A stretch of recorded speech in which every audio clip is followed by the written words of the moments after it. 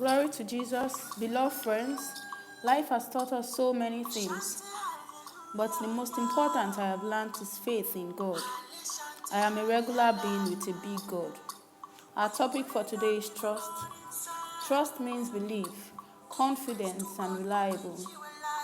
As a growing child, I learned a Bible passage, Proverbs 3, verse 5 to 6, which says, "Trust in the Lord with all your heart. Never rely on what you think you know. Remember the Lord in everything you do."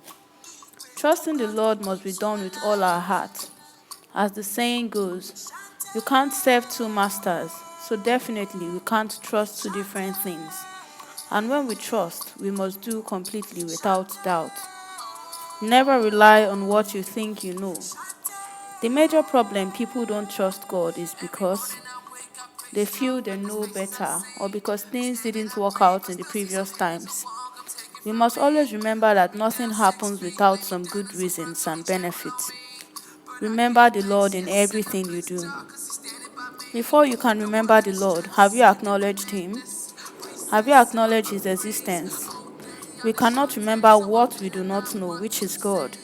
We ought to acknowledge Him as our Maker, as our provider, as our defender, as our dependable master, as the maker of impossibility possible.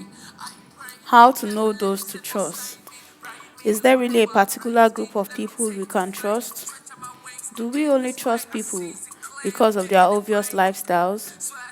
Do we trust people based on what people think and say of them? As it is, put no trust in man. The only person we should and always trust is God, because even that rich man, that confident man, that diligent man can change tomorrow. He could also be doing things for his own selfish reason. Please note, trusting people should be based on our reliance on God. Yes, they are good people who should be trusted, but we can never tell whose trust is genuine.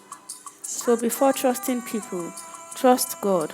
Place the situation to God's hand, and if such person is to be trusted, He will reveal or make such person steadfast. People who trust God.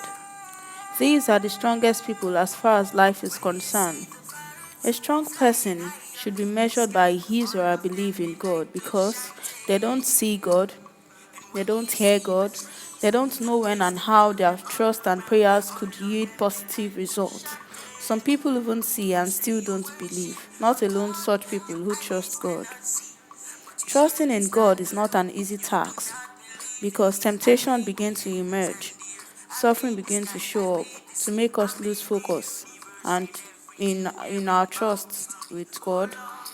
Trusting God sometimes leads to suffering just to make us deviate. Do you know there are benefits in trusting God? Yes,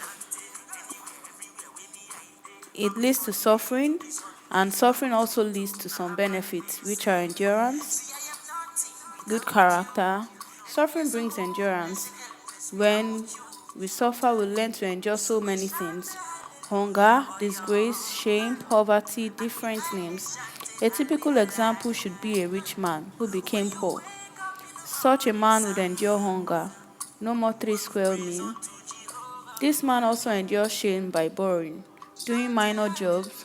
This same man will endure poverty and mockery, but in all trust God for a better tomorrow.